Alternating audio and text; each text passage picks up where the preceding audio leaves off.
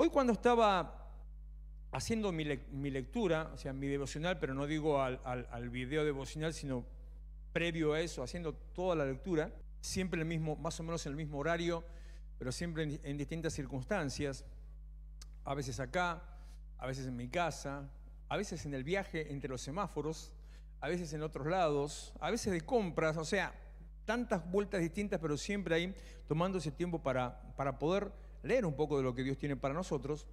Usted sabe, sí, seguramente sí sabe, que tenemos un plan de lectura diario en la iglesia, que es un plan de lectura anual para que usted lea la Biblia en un año. Si no lo sabía, se entera, tendría que saberlo, pero si su líder no le manda la lectura del día, pídasela, y si no tiene líder, vaya al mostrador para decirle, no tengo líder, ¿qué onda acá? ¿Qué pasa? ¿Qué me dice la lectura? Lo mismo el devocional que compartimos todos los días, pídalo si es que no se lo mandan. Y hubo un texto que me llamó la atención, sobre el cual estuve un buen rato meditando y dando vueltas, un buen rato, al punto que no lo usé, no lo compartí, no fue el centro del devocional, ni siquiera lo mencioné, me lo guardé en ese momento porque era para hilar fino y para profundizar demasiado, y a veces en tiempos de redes nos obligan a limitar. Es más, el video que yo hago devocional es largo, es demasiado largo para lo que son los tiempos de redes, pero menos de 3 minutos es difícil compartir una palabra de manera que pueda llegar y ser de edificación. Pero si me metía con este otro tema, iba a estar mucho más que eso todavía. A veces son 10, 15 minutos de grabación para cortar y que queden 2:50, 3:10 a lo sumo para poder compartir con ustedes. Pero hubo un texto de Hebreos que le quiero leer porque no tiene nada que ver con el tema que tratamos, pero sí tiene que ver con el fondo de este texto, de este versículo, del por qué tratamos estos temas. Dice Hebreos 12:15, y se lo voy a leer en la versión que estoy leyendo este año, porque en mi lectura personal todos los años cambio la versión de la Biblia que leo, creo que es para mayor enriquecimiento, lo mismo que de Proverbios, que trato de cambiarlo todos los meses, ya que Proverbios lo leemos todos los meses. Dice Hebreos 12:15, procuren que a nadie le falte la gracia de Dios, y se lo repito, procuren que a nadie le falte la gracia de Dios. Ahora continúo con el resto del versículo. Es un llamado, es un mandato que está haciendo el autor de Hebreos para la iglesia.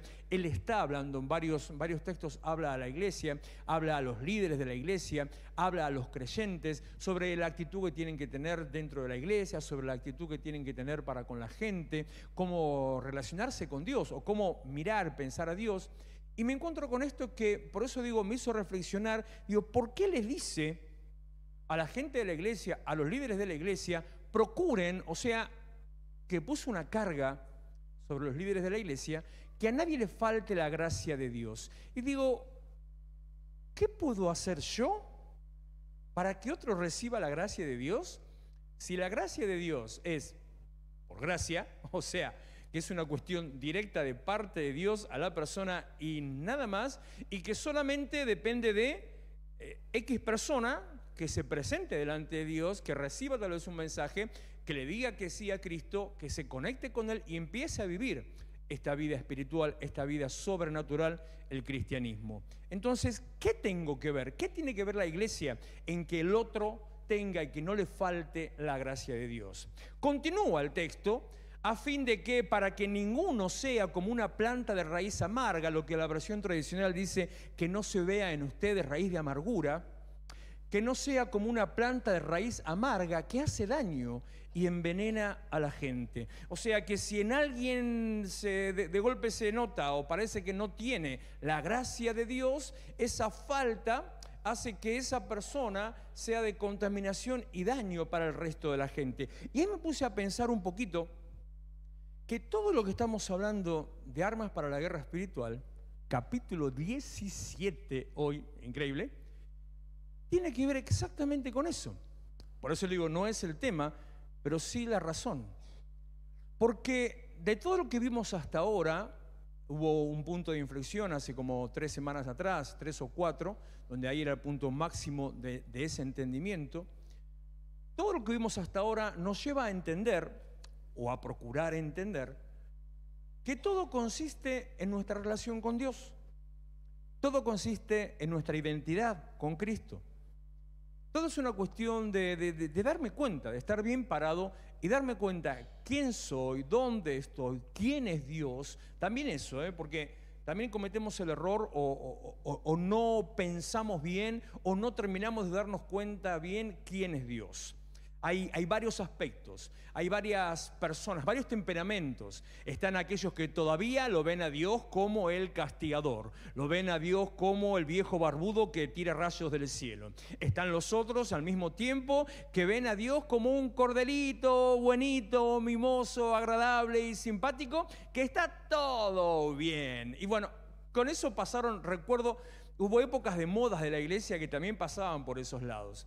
Hubo una época donde Romanos 8:15 era un versículo prácticamente que estaba de moda, el Abba Padre, cuando Danilo Monteros empezó a cantar Abba Padre, cuando otros tantos empezaron con Abba Padre. Bueno, Abba, que significa papá, entonces la relación cercana, fraternal con Dios, que es verdad, es así, es tal cual, una relación íntima, familiar, fraternal, de padre a hijo.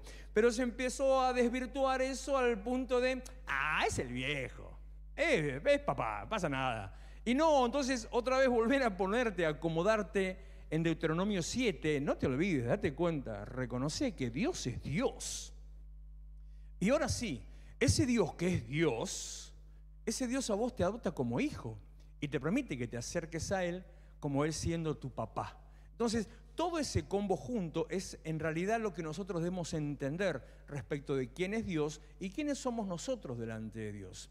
Cuando entendemos eso, entonces nos ponemos de pie contra todo ataque del enemigo y contra todas las fuerzas de maldad y contra todo conflicto que se quiera levantar contra nosotros. Cuando no entendemos eso, cuando nos falta llenar algún casillero de todo eso, bueno, cualquier cosa que pase alrededor se levanta contra nuestras vidas. Entonces vuelvo a Hebreos 12:15. Procuren que a nadie le falte la gracia y que entienda que el Evangelio de gracia, las buenas noticias de salvación, lo que recibís de parte de Dios, porque Dios quiso, no porque hayas hecho nada, porque no te mereces nada, eso transforma tu vida para que no seas una raíz de amargura, una raíz amarga, para que no contamines, para que no envenenes al otro, sino que al contrario, para que seas como debemos ser, como tenés que ser, para que seamos unos agentes de transformación. Que en vez de ser un veneno, seamos esa pildorita que puede solucionar el problema, puede quitar el dolor, seamos esa gota de lavandina que purifica el agua que esté contaminada, seamos esa pizquita de sal que le da sabor a lo que sea que a usted le guste comer o el nivel o el tipo, la cantidad que le guste tomar, o incluso, ¿por qué no?, aunque tiene muy mala prensa en este tiempo, seamos esa pequeña pizca de azúcar que cambia el sabor de aquello que usted está tomando. Eso es el Evangelio, eso es la iglesia, eso es seguir a Cristo. No solamente el hecho de venir a una iglesia, participar un rato, escuchar una palabra, cantar tal vez alguna canción o no, sino una vida transformada para transformar vidas. Arrancando entonces a partir de ahí, simplemente le hago un brevísimo repaso de algunos puntos de la semana pasada para entrar, que mucho tiene que ver con esto que le estoy diciendo, por eso 2 o 3 cosas más le agrego, para entrar en la parte de hoy. Dijimos la semana pasada, el miércoles pasado, ser cristiano es ser un militante del reino, de la transformación de vida, como le estoy diciendo. Ser cristiano es una declaración de guerra contra los ataques y amenazas del enemigo. Esto lo venimos diciendo desde la primera reunión, desde el primer capítulo. Ser cristiano es estar siempre alerta, siempre firme, siempre de pie. Las armas que usamos, las armas que Dios nos da, son poderosas de parte de Dios. Que son poderosas significa que cumplen su propósito, que están diseñadas para cumplir un propósito, y si están diseñadas para eso, y si Dios las hizo, van a cumplir su propósito.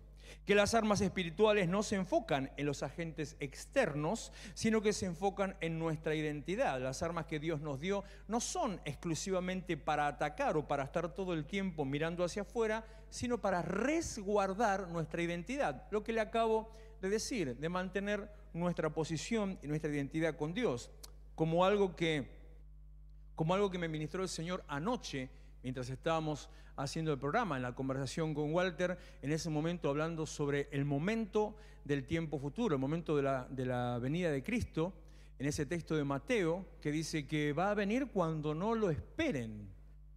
Y en ese texto que menciona, que dice, ¿y cómo pasaría si el Señor llega a la casa y los encuentra que están jugando? Bienaventurado aquel que llegue y los encuentra todos trabajando. Entonces decíamos en la mesa conversando sobre eso, que a veces la iglesia, en el desvío de una de las tantas modas, en este caso advenimiento, segunda venida, está todo el tiempo pendiente de cuándo viene Cristo, cuándo viene Cristo, cuando nuestro trabajo no es estar espiando por la ventana a ver cuándo viene, sino haciendo lo que tenemos que hacer el trabajo que Dios nos mandó, para que cuando llegue, sin que nos demos cuenta, porque eso dice Mateo 24, sin que te des cuenta, cuando llegue te encuentre laburando. ¿En qué? En proclamar el reino, en militar el reino, en alcanzar a otro, en transformar tu vida y ser un agente de cambio, de transformación de los demás. Lo último de la semana pasada, la identidad en Cristo destruye fortalezas. La identidad en Cristo destruye argumentos, altiveces que se oponen al conocimiento de Dios, y tenemos autoridad sobre los pensamientos. Terminando todo ese tema, esto que empezamos hoy, que es ya sí es el último tema central de Armas para la Guerra Espiritual, la conclusión tal vez de Armas para la Guerra Espiritual, podría ser en sí mismo, podría ser una serie aparte. Podría ser ya, terminamos y empezar con algo nuevo que sea esto. Y que es la famosa, o sea, nos vamos a meter en la famosa, porque esta sí es famosa, armadura de Dios. ¿Cuántos conocen el concepto de la armadura de Dios? Levanten la mano. Puede ser según la época en que usted haya conocido al Señor, que haya empezado la iglesia, puede ser que sepa de qué se trate o que se lo hayan hecho aprender de memoria. A ver, ¿cuántos se lo saben de memoria? Levanten la mano, ¿quién se lo sabe de memoria? Ah, bueno, amor, voy yo nomás. ¿Será que son todos jóvenes, no? ¿O será que son todos vagos que no estudian? Amén. Me parece que va más por ese lado, por el ser todos vagos que no estudian. Nos hacían, bueno, no solamente eso, sino muchas cosas, nos hacían estudiar de memoria un montón de versículos. Siempre digo que los versículos que aprendí, que me hicieron estudiar de memoria cuando recién conocimos al Señor y hacíamos nuestro discipulado, esa lista de versículos hasta el día de hoy me la sé completamente de memoria, y otros capaz que me pierdo, no sé dónde están, o me mareo un poco, me confundo, pero eso quedó grabado a fuego en el corazón. La armadura de Dios empieza Efesios 6:10 con esta palabra, mire, dice, por último, Efesios 6:10, por último, fortalezcanse en el Señor, en el poder de su fuerza, o fortalezcanse con el gran poder del Señor. Cuando se habla de las últimas palabras, uno tiende a pensar, y normalmente así es, que las últimas palabras son algo importante, ¿no? Las últimas palabras es aquello que vos querés que quede en un legado. Las últimas palabras son lo último que va a quedar en el oído de alguien. Lo que dejás para el final normalmente también es lo más importante, como cuando tenés un plato de comida, tenés algo que te gusta y algo que no te gusta. ¿Qué te comes primero? Gracias, Marcelo, porque están todos medio de la lluvia, los están friando ahí. Despiértense en el nombre de Jesús. ¿Qué te comes primero? ¿Lo que te gusta o lo que no te gusta? ¿Y por qué acá dijo alguien lo que me gusta? ¿Quién fue que dijo eso? ¿Quién dijo? ¿Vos, Patri?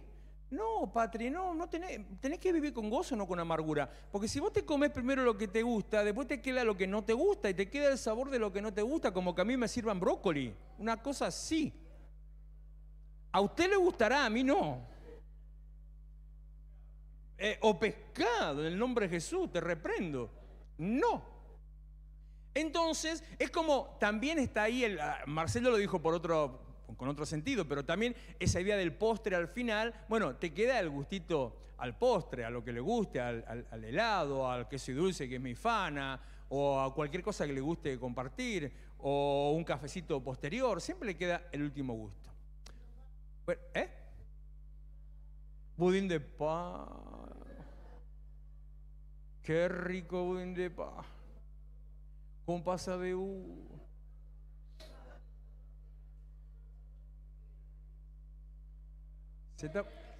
Se está poniendo complicado el culto. La prédica se está poniendo complicada. Efesios 6:10.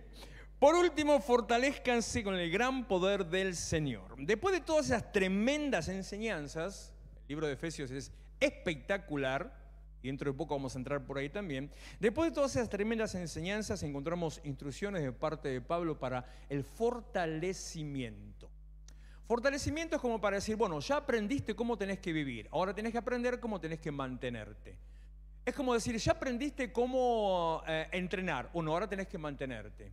Ya aprendiste cómo ganar dinero, ahora tenés que mantenerte. Bueno, en esto depende el fortalecimiento. Esta enseñanza de Pablo es para, ya sabiendo quién sos, dónde estás parado, ya sabiendo qué es lo que Dios tiene para vos y qué es lo que vos tenés que hacer, bueno, ahora es para que esto te mantenga firme y para que vos tomes la decisión, siempre depende de nosotros, de mantenerte firme. Versículo 11 dice, pónganse toda la armadura de Dios para que puedan hacer frente a las artimañas del enemigo, las artimañas del diablo. Y lo que inmediatamente me sale a mí, me habla a mi corazón, es que Dios te preparó, Dios te dejó lista para vos una armadura. O sea, el día que Dios te llamó, cuando Dios te pensó, cuando Dios te convocó, ya dejó algo preparado para vos con un uso específico. Esta armadura de Dios, este texto que vamos a leer inmediatamente, aunque no lo vamos a desarrollar hoy, este texto tiene una función específica. Y esa función específica no termina con función específica, sino que termina con el nombre. Tiene puesto tu nombre. Significa que es para vos, Dios te lo dio para vos, porque cuando dice que la armadura es de Dios, no es tuya, es de Dios, es un arma poderosa, pero dice que vos te la tenés que poner, Dios la dejó para que vos la uses, Dios la preparó para que vos la uses. Es una herramienta para tu fortalecimiento y para tu bendición. Cuando Dios te llama, hablamos ya de esto, seguramente ya lo habrá escuchado, ya lo sabrá, Dios te capacita. Cuando Dios te llama, cuando de golpe te encontrás con el llamado de Dios, eso significa que Él te prepara para cumplir ese llamado. Cuando Dios te llama y de golpe te encontrás con ese llamado, significa, yo quiero que esto usted lo entienda muy bien, lo repito miles de veces, lo voy a repetir otra vez ahora, cuando Dios te llama, eso por sí solo demuestra que tenés las condiciones para cumplir el llamado. Si no, Dios no te va a llamar, porque, a ver, yo no me lo imagino a Dios perdiendo el tiempo en llamar a alguien para cumplir una tarea y que esa persona que Dios llama para cumplir una tarea no sirva para la tarea para la que Dios lo llamó. Porque si la persona a quien Dios llama no sirve para la tarea, a mí me queda de pensar solamente una cosa, que Dios se equivocó, o que Dios no sabía, o que Dios no estaba en conocimiento de que iba a fallar esta persona. Entonces, el solo hecho de que Dios te llame es como cuando vos fabricas algo. El solo hecho de que vos pongas algo en ejecución o que lo destines para algo significa que ese algo tiene la capacidad de cumplir esa función para que vos lo estás creando. Que Dios te llame para lo que sea, significa que tenés las condiciones para hacer eso, para lo que Dios te llamó. ¿Sabe que Dios conoce todo, no? Que conoce el pasado, presente, futuro. ¿Sabe Dios si te vas a equivocar? Si sabe Dios que te vas a equivocar, ¿por qué te convoca? ¿Por qué te da una tarea? Ajá. Porque sabe que aunque te equivoques, y eso va a servir para tu enseñanza y tu crecimiento, tenés las condiciones para cumplir esa tarea. O sea, si Dios te llama y vos te equivocás, si Dios te llama y te va mal, si Dios te llama y fracasás, no es que Dios se equivocó, sino que hay algo en el proceso que hay que corregir. Hay algún paso en el que hay que trabajar. En definitiva, no hay bendición sin transformación. No hay transformación sin proceso. En Santiago 1, verso 2. Cuando pasen por diversas pruebas. Te das cuenta, ¿no? O sea, no es la canción, es texto bíblico. Las pruebas son parte de ese proceso que saca lo mejor de vos para, en definitiva, poder perfilarte, poder pulirte y que cumplas aquello para lo que Dios te creó. Dios te creó. Como cuando llamó a Moisés, Éxodo capítulo 3, versículo 1. Hace como 2 meses que estoy escribiendo sobre Moisés. Un día Moisés estaba cuidando el rebaño de Jetro, su suegro, que era sacerdote de Madián, y llevó las ovejas hasta el otro extremo del desierto, hasta llegar a Horeb, la montaña de Dios. Estando allí, el ángel del Señor se le apareció entre las llamas de una zarza ardiente. Moisés notó que la zarza estaba envuelta en llamas, pero que no se consumía. Así que pensó, ¡qué increíble! Voy a ver por qué no se consume la zarza. Cuando Dios te llama, previamente llama tu atención. Y a veces el llamado de atención también son pruebas. En el caso de Moisés, una zarza que estaba prendida a fuego y no se consumía. En tu caso pueden ser infinidad de cosas que te hagan mirar, pero ¿cómo puede ser? ¿Pero cómo puede ser que esto no funcione? ¿Cómo puede ser que esto funcione? ¿Cómo puede ser si yo pagué tanto que siga andando mal? ¿Cómo puede ser que si tendría que estar, que ya se tendría que haber roto, sigue estando? Infinidad de situaciones, cada una tiene tu sello y tu nombre, con las que Dios te quiere tratar. Cuando Dios te llama, previamente llamó tu atención. Dijo, ¡ey, ey, ey, ey, ey! Entonces Moisés miró. Y cuando Moisés miró, sigo, donde estoy, versículo 4, cuando el Señor vio que Moisés se acercaba a mirar, lo llamó desde la zarza. Vio la zarza que se prendía y no se quemaba. Dijo, ¿qué pasó acá? Cuando fue a mirar, dijo, zarza, fuego, no se quema. Y cuando está ahí mirando la zarza, ahí Dios lo llama.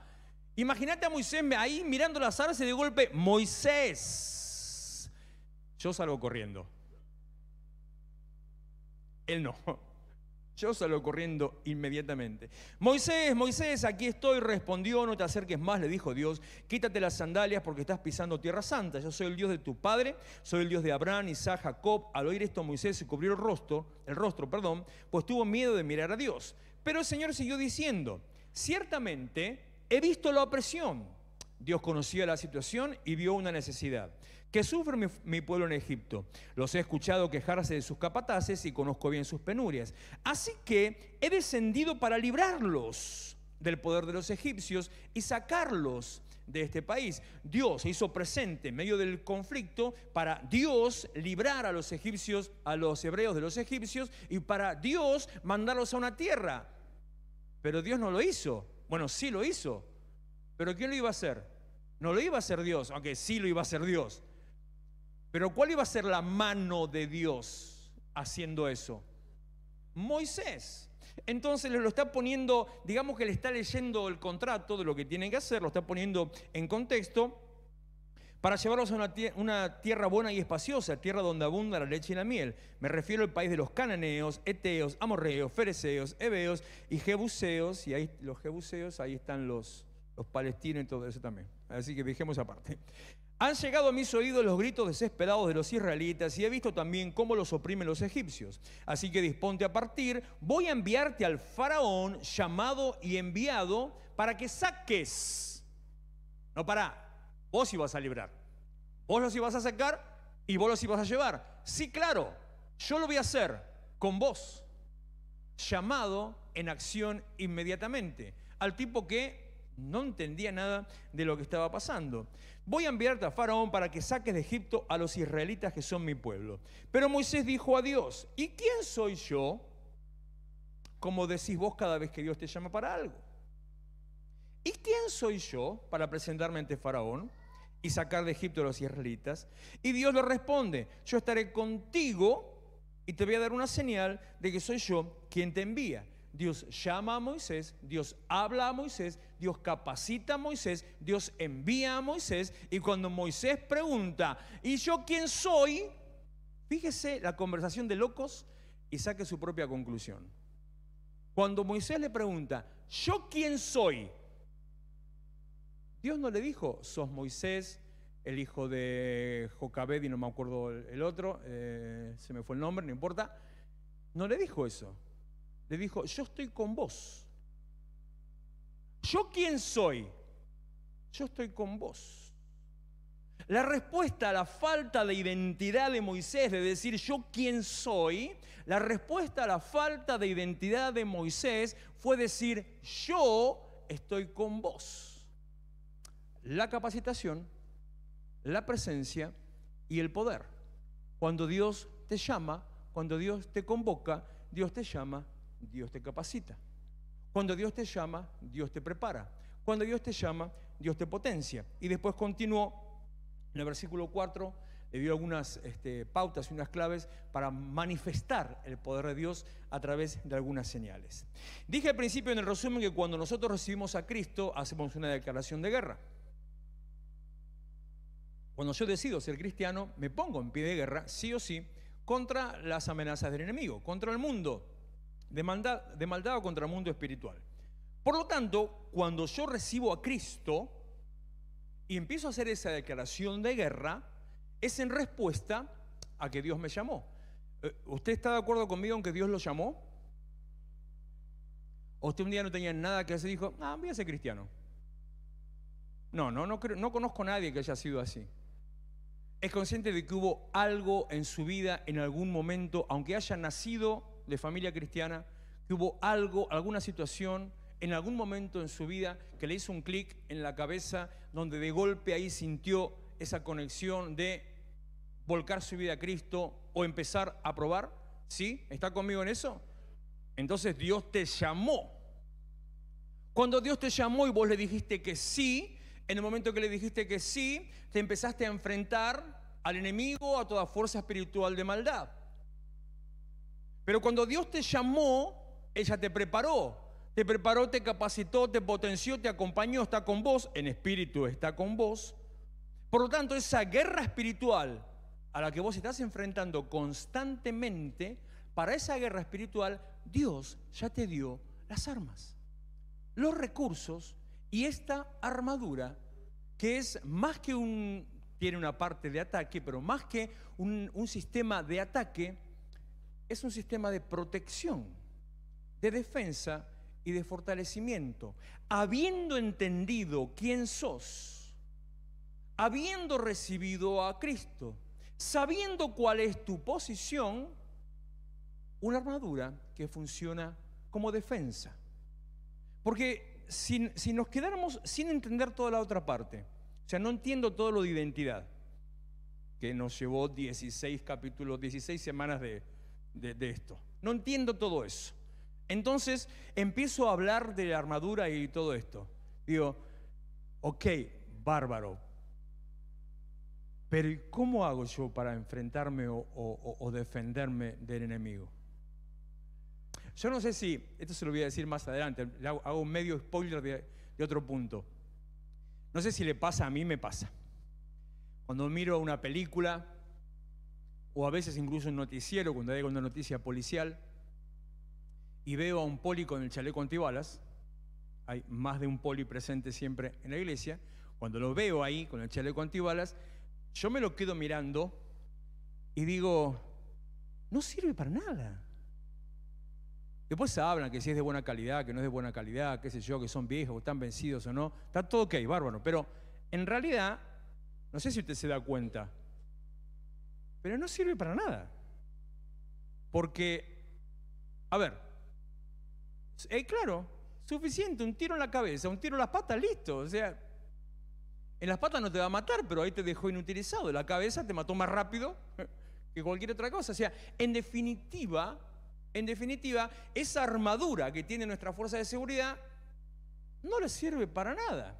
Necesita otras cosas adicionales a la armadura. En nuestro caso, como cristiano, todo de lo que ya hemos hablado, necesita saber quién es. Necesita saber quién es. Y esto que le digo ahora, que capaz que sería ideal para el programa, seguramente la semana que viene lo voy a colar ahí, no alcanza con haberse aprendido de memoria la armadura de Dios y empezar a orar con eso y recitarlo.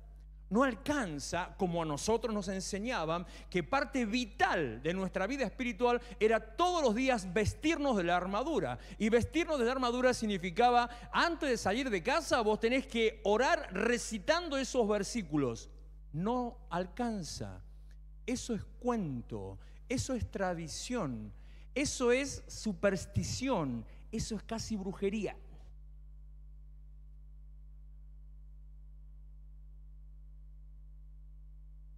¿Por qué es casi brujería?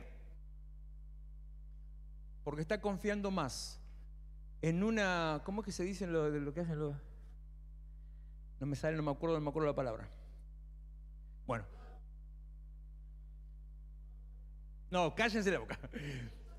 No. Como cuando, en la fórmula de la poción mágica, ahí está. Confía más en la fórmula o en las palabras tipo a los Harry Potter que tiene que decir para que pasen las cosas. Confía más en eso que en el efecto que está detrás de eso. Y en las palabras de Dios cuando le habló a Moisés también está lo mismo que le dijo a Gedeón. Bueno, entre los dos hay un paralelismo tremendo. No es quien va, es quien te mande. O sea, si Moisés no iba, el laburo no se hacía. Pero cuando Moisés fue, no es porque fue Moisés, sino porque Dios estaba en él. Entonces, no es que recites el texto. Ah, ya está, listo. No es que hagas hasta los gestos en la oración. Escuché eso una vez, que tenés que hacer los gestos de tomar, de poner, de calzar, de ponerte, de cubrirte. No alcanza con eso. Eso es fetichismo, no alcanza con eso. Es fundamental que usted sepa quién es. Y una vez que sabe quién es, sí, que utilice esto, repito que no lo voy a desarrollar hoy, como un arma defensiva, pero más que defensiva, una protección y un fortalecimiento. Esta armadura, como estamos en hora, estamos bien. Esta armadura es un uniforme de batalla, es un equipamiento defensivo que nos capacita para el enfrentamiento. Versículo 11 otra vez. Pónganse toda la armadura de Dios para que puedan hacer frente a las artimañas del diablo. Como en otras ocasiones, como en muchas ocasiones, le vuelvo a repetir. Depende de mí para que dependa de Dios. Y tranquilo, no predico un evangelio humanista, sino que predico un evangelio comprometido. Otra vez como lo de recién. Si yo no hago determinadas cosas, Dios no las va a hacer porque Dios las determinó, que sea yo el que dé en algunas cosas el primer paso. En muchas situaciones Dios está al lado nuestro, Dios está detrás nuestro, esperando que yo dé el primer paso. Como cuando le hizo a Moisés extender la mano para que se abra el mar, como cuando le hizo a Josué mandar a los sacerdotes en medio del río. No pasó nada hasta que ellos no avanzaron. Con Josué no pasó nada hasta que no metieron las patas en el agua y le empezó a llegar el agua al cuello. Ahí de golpe paró el agua. O sea, depende de vos para que dependa de Dios. Dios está detrás tuyo, Dios está a tu lado, hasta que das ese primer paso, y en cuanto das el primer paso, Él se pone por delante, te abre el camino y ya está, listo. Ahora sí te sigue. Pero vos que estás en una guerra espiritual porque recibiste a Cristo, un día, el día que recibiste el llamado, tuviste que aceptar ese llamado. Si no, tampoco serías cristiano. Hiciste algo, el aceptar ese llamado. El día que aceptaste el llamado y te involucraste en esto, tuviste que hacer algo. Empezar a relacionarte con Dios, a meterte en las cosas de Dios, a conocer la voluntad de Dios a través de su palabra y de la oración, a conocer la vida cristiana a través de qué es lo que Dios pide para mí. Siempre tenés que hacer algo. En este caso la armadura empieza, parece a propósito, Pablo me la deja servida, empieza, me parece bien oportuno. Pónganse toda la armadura de Dios. O sea, ¿quién te la va a poner? Lo tenés que hacer vos. No depende de otro, depende solamente de vos. Y es más, el ponerse, una vez me habló el Señor respecto del escudo, hace como un par de años atrás. No es suficiente, no alcanza con tener una armadura. En aquel caso era con el escudo. ¿De qué te sirve tener un escudo si lo tenés arrinconado contra la pared? Así me habló el Señor en aquella ocasión. El escudo es para tenerlo encima y para defenderte. Bueno, la armadura, para que sirva para algo, tenés que tenerla puesta. Así que pónganse toda la armadura de Dios. Y cuando dice toda la armadura, esta armadura que Dios nos dio tiene 6 partes bien identificadas. con una utilidad específica cada una de ellas, y después tiene 4, podríamos decirle, anexos o adicionales posteriores. Si usted es vivo ya se dio cuenta que ahí hay 10 puntos para hablar, 6 piezas de armadura y 4 adicionales. ¿Qué son estos? Primero, cinturón de la verdad. Segundo, la coraza de justicia. Tercero, calzados con la disposición de proclamar el evangelio de la paz. Cuarto, el escudo de la fe. Quinto, el casco de la salvación. Sexto, la espada del Espíritu, que es la palabra de Dios. Y los 4 adicionales, que son cuestiones relativas a la oración. Todas son 4 adicionales más que tienen que ver con la oración, aunque no da específicamente, no tienen que ver con las piezas de armadura, pero sí es parte del equipamiento completo. Cuando te está diciendo de estas 6 partes, toda la armadura, no te alcanza con ponerte alguna parte. Tiene que ser completo. Acá viene lo que les spoileé antes, sobre el chaleco. No alcanza solamente con el chaleco, tiene que ser completo. En el caso de estos 6 puntos, no alcanza con confiar en Dios en esto, con tener tal habilidad ya. Tiene que ser todo, lo que implica un compromiso de la vida cristiana, porque cada pieza de la armadura afecta a una parte de nuestra vida espiritual. Cada pieza de la armadura afecta a algo del llamamiento, del compromiso. Cada pieza de la armadura que va conectada con la otra hace que nosotros seamos cristianos que vivimos una vida cristiana. Si usted solamente se pone una parte, no sirve. Es necesario que la vista por completo. Pero le repito, y una vez más, por tercera vez, eso lo vamos a ver la próxima semana. La armadura debe colocarse en su totalidad, de la cabeza a los pies, incluso las manos y los brazos. Vuelvo a 6:11, que estamos con ese versículo. Pónganse toda armadura de Dios para que puedan hacer frente a las artimañas del diablo. ¿Para qué es esta armadura? Para hacer frente a los engaños del diablo. Por eso digo, no es un sistema de defensa, sí lo es, pero no solamente. Es un sistema de protección para que nos guarde de los ataques del enemigo. Tiene una pequeñísima parte ofensiva, pero es lo que nos hace mantenernos firmes. 2 y 3 veces Pablo dice, estén firmes, afírmense. Y lo mismo dice, fortalezcanse. Pero esta armadura completa, estas piezas de armadura, son para frenar, detener el avance del enemigo. Son esas artimañas, esas altiveces y argumentos que hablé la semana pasada. Aquellas cosas que atentan contra el conocimiento de Dios. O sea, en definitiva, es todo lo que viene a hacer el diablo con vos para que vos te corras del foco y del propósito de Dios, para que vos te olvides o no experimentes quién sos en Cristo. Vuelvo al mismo punto, vuelvo al eje, vuelvo al centro. Todo tiene que ver con tu identidad cristiana. Todo tiene que ver con quién sos.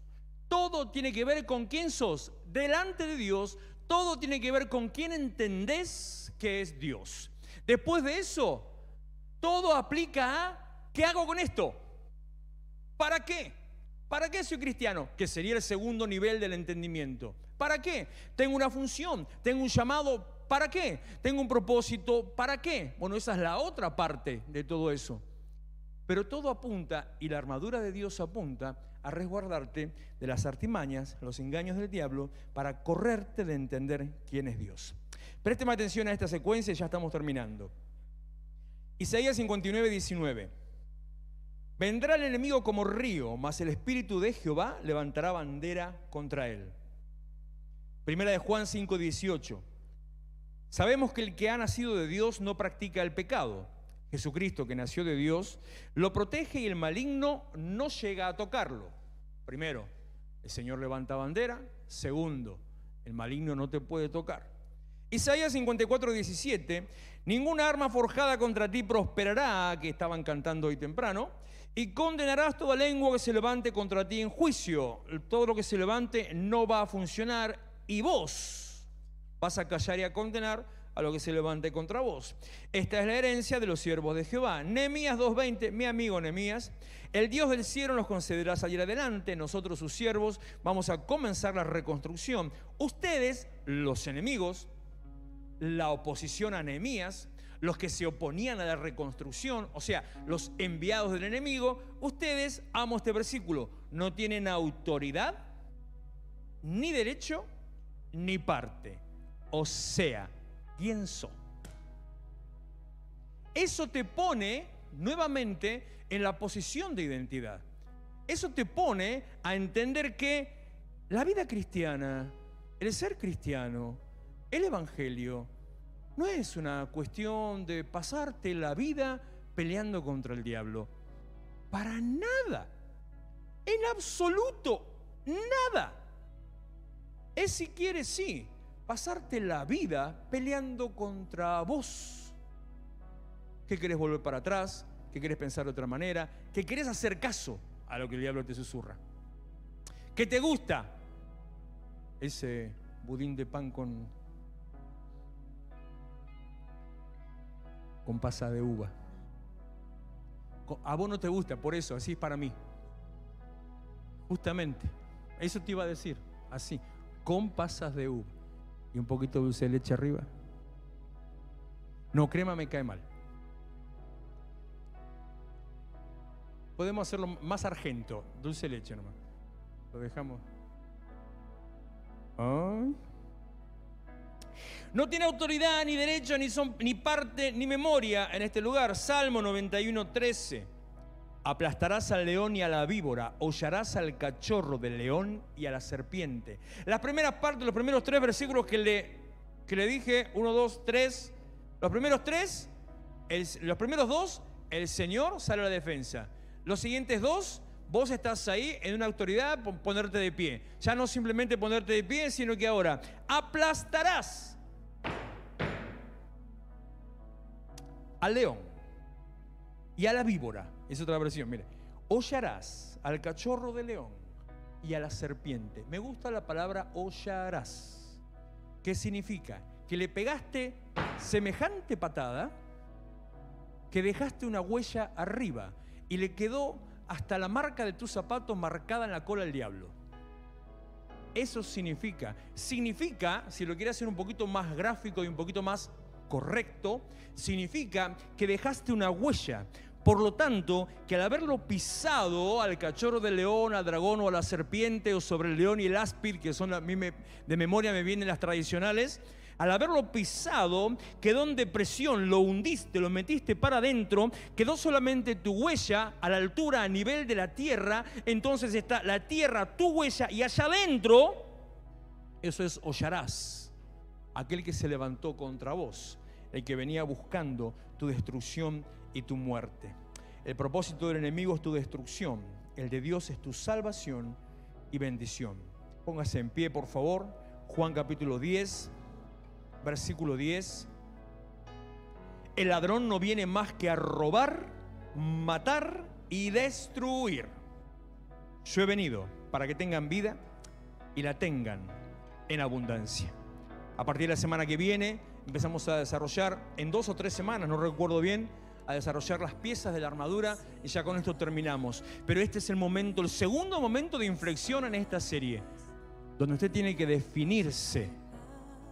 Si entiende quién es Dios, dónde está parado, quién es, quién soy, la función que Dios tiene conmigo, para qué me llamó. Si tal vez todavía anda vagando, dando vueltas, buscando, no, pero ¿será que Dios puede? ¿O será que este es el Dios verdadero? ¿Será que estoy en la religión correcta? Es el momento para afirmarte, para que empieces a pasar por la lista, que tomes el testimonio de Carlos, que decía, no dormía, ahora duermo. Y empiece a ver las cosas que empiezan a pasar. Si tal vez no sabe a qué pertenece, si está con la cabeza de la calavera de Hamlet diciendo ser o no ser, esa es la cuestión. ¿Soy cristiano? No lo soy. ¿Soy ministro o no lo soy? ¿Soy siervo o no lo soy? ¿Sigo a Dios o no lo sigo? ¿Sirvo a Dios o no lo sirvo? Es el momento para que tome una decisión, porque vienen tiempos difíciles a los cuales una iglesia firme va a resistir. Pero una iglesia que esté medio clueca se va a caer del barco y se va a ahogar. Entonces tiene que tomar una decisión por el Señor. Levante sus manos, bendigamos el nombre del Señor.